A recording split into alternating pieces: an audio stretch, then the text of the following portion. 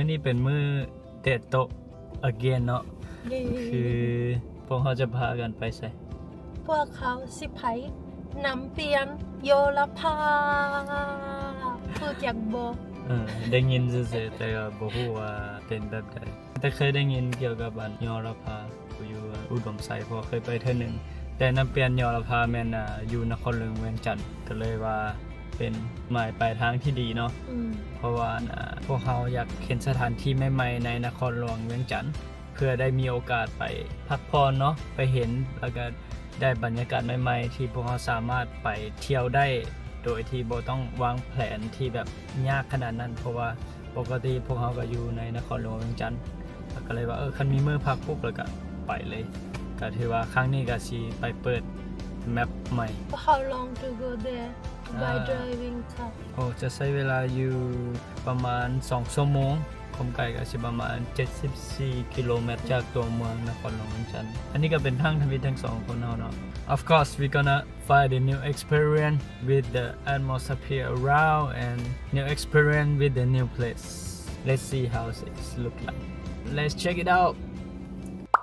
เส้นทางสายใต้นี่ที่เฮาเบิ่งตาม Google Map นี่แม่นไปได้2เส้นทางเนาะ random เบิ่งว่าจะเป็นแบบใดตอนนี้แม่นอยู่แถวดงๆอยู่กำลังสิไปฮอดวงเวียนดอนนูนแล้วก็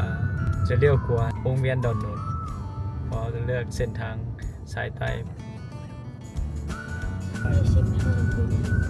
อีก25กิโลนะที่เข้าทางนี้บัดนี้โอเคอยู่บ้านโคกษาท้องฟ้าคลาวดี้เนาะมื้อนี้ฟ้าเป็นมื้อ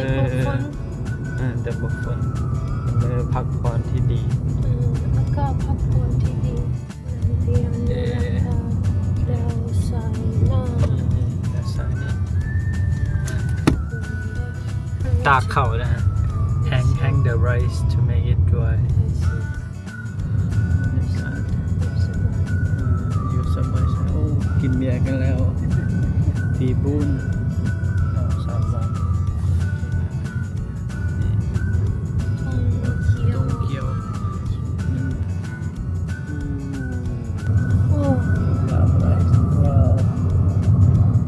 ทางกันเริ่มบ่ดีแล้วสุดยอดเลยเจอทางลาวแท้ได้บ่ You see like a swimming pool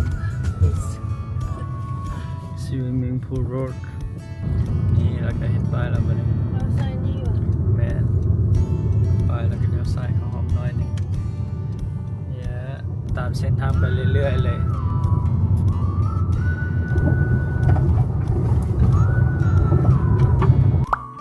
ในปีเข้ามาในรีสอร์ทน้ำเปียนยอลภาแล้ววันนี้ใช่ละถ้าเสียแสนกิบ if you lost this card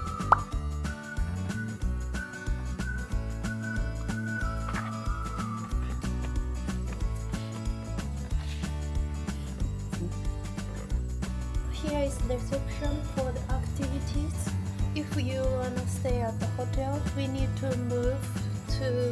hotel 1 kilometer. So they're gonna pick us up and then going to hotel by car. มาครับไปหมองพักแหละสบายดีอากาศโอเคเนาะอากาศเย็นๆบ่ร้อนโอ้มีแม่น้ำหากก็ฮู้ว่าอยู่นี่ให้มาลินได้ activity ก็ได้เนาะบ่จำเป็นต้องพักแม่ๆถ้าสนใจอยากมาลิน activity ล่าๆก็ได้ครับ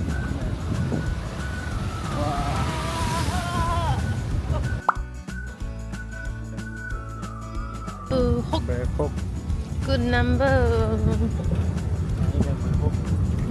วันนี้ก็เบอร์6เร็ว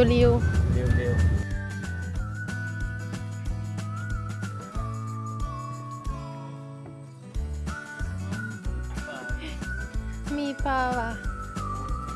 魚がいるそうです結構奥に行きますねこれは荷物が多いと大変かも。ここが私たちが今日泊まる部屋だそうです。わ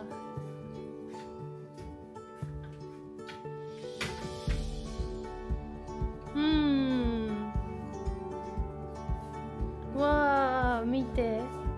So nice. ロゴビューニーナ。テムティーテ。ロゴブン。ワイン配送。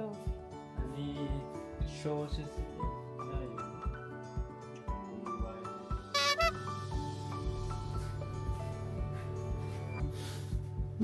タッタラーンティトゥティトゥティトゥティトゥティトゥゲーム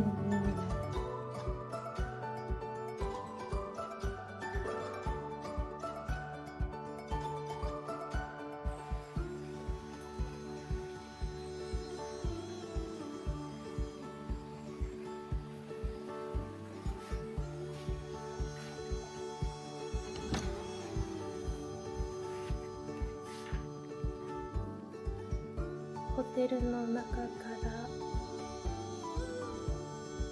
バルコニーが見えます。外には川が流れていて、おーいやー、しゅうちゃん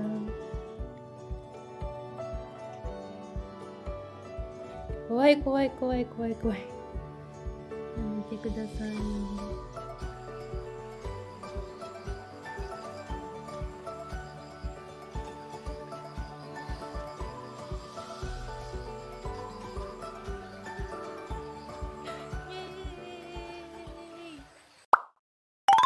สิไปกินข้าวเด้อ ตอนนี้6 โมง 6 โมงว้าวรายการสุดยอดเนาะรายก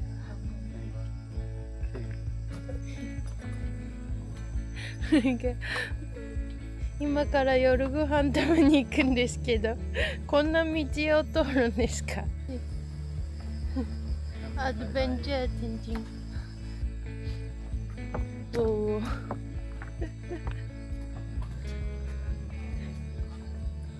うわ揺れる揺れる。สบายดีว้าโดยโดยว้านั่นไหนก็ได้วะ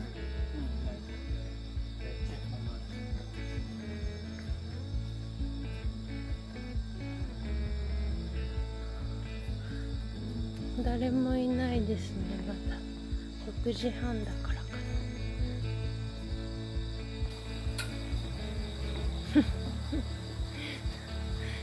อยู่ในเที่ยวเป็นจุดไหนมีอาหารเมนูนะมีอาหารหลายบ่ มีอาหารหลายมี European food แล้วก็มีลาวฟู้ด เราฝืนหลายได้ ลาวฟู้ดหลายเนาะลาวฟู้ดแท้ๆเลยมีแกงเห็ดแกงหน่อไม้เปาะหน่อหวายแบบอาหารที่แบบว่าหากินได้ยากตามร้านอาหารในปัจจุบันนี้เพื่อเพิ่นก็แนะนำอาหารลาวหลายเลยล่ะแต่ราคาแพงหน่อยนึงถ้าต้มยำก็เป็นประมาณยังไง195,000 คิด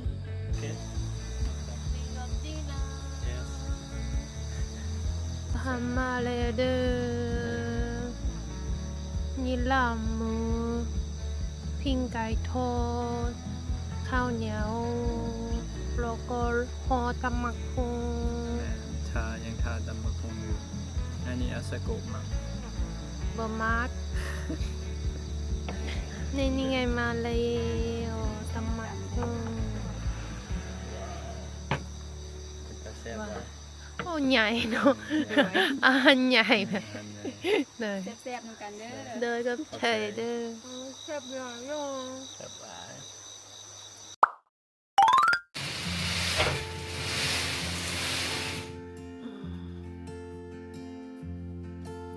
Good morning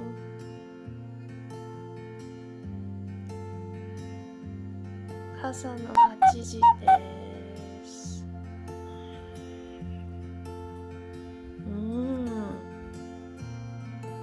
いい天気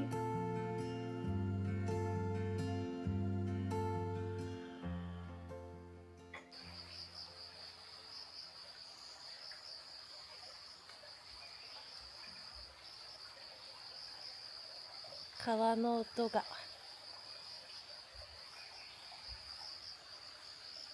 昨日よりも空が開けていて少し天気がいいです涼しくもなく暑くもなくちょうどいい気温です今から朝ごはんを食べに行きます昨日は暗くてよく見えなかったんですけど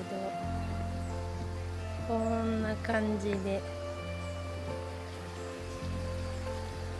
わー川が流れています、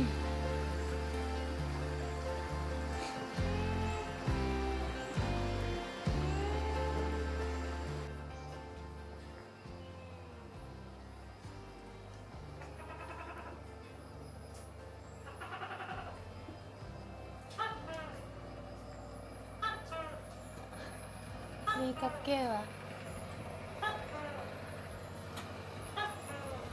おースティームの野菜とかおースティームフライミックスマッシュルームโอ้กะเพราด้วยโอ้กะเพรานำฟิชทอดอ่ะน่าจะฟิชทอด สุดยอด sausage แล้วก็ beans ไม่ดี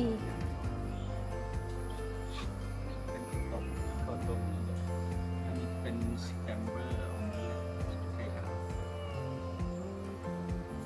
เอาอมเล็ตหนึ่งแล้วก็นะใส่ได้เอี่ยมบอก มีเห็ดคอมบัว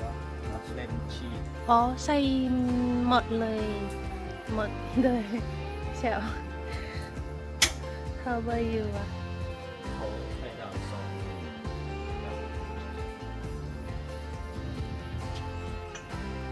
กินกาแฟป่ะสลัดแล้วก็ฟรุตส์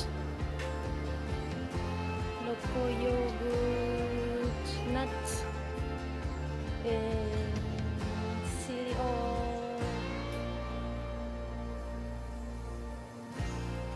Looks so nice. Ta-da-da!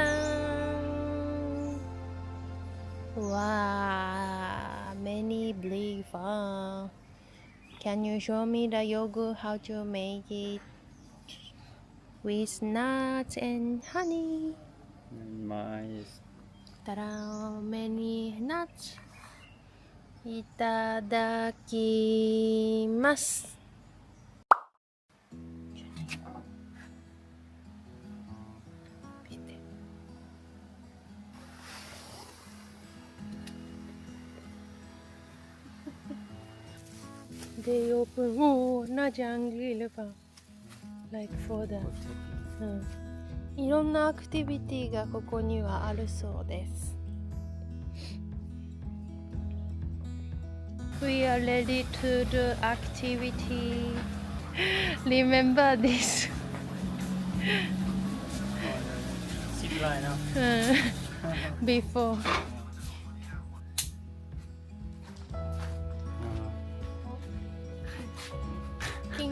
กิน smell I see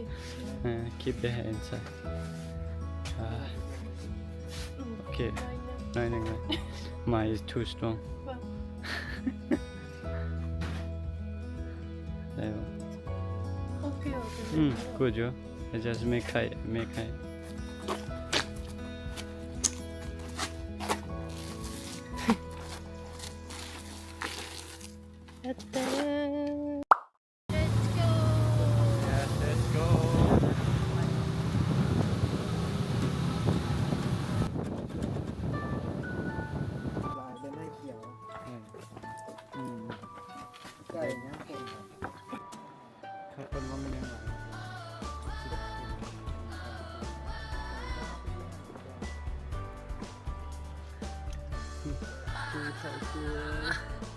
ว้าวสูงแฮง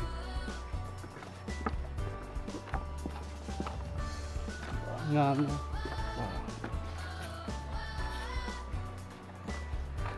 ใช้เวลาประมาณ1 ชั่วโมงโอ้1 ชั่วโมงเลยเหรอ ความไกลเท่าไหร่1 กิโลเนาะ1 ชั่วโมงถือว่าได้ไฮกิ้งแท้ๆเยอะ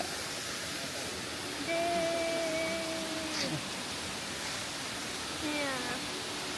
น้ำตกอะไร อันนี้น้ำตกอย่าง น้ำเปลี่ยนเดี๋ยวละป่ะ โอเคนะ น้ำเปลี่ยนน้ำตกน้ำเปลี่ยนยอละพา โอเค โอเค perfect they said around July to August is rain is beautiful with the rain we going to this way yes we're gonna walk with this next you see how the step like wow you see there's there only one line like this whoa there's the real Avenger walking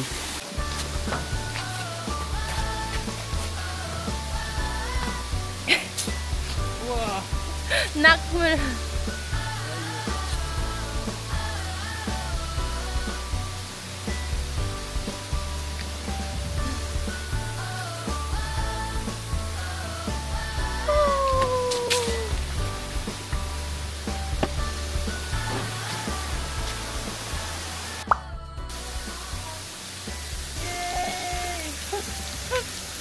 so dangerous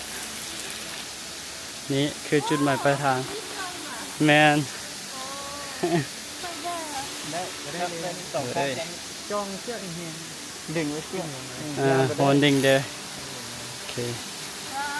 bye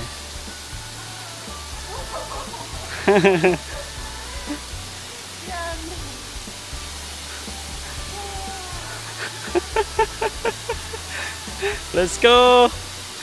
go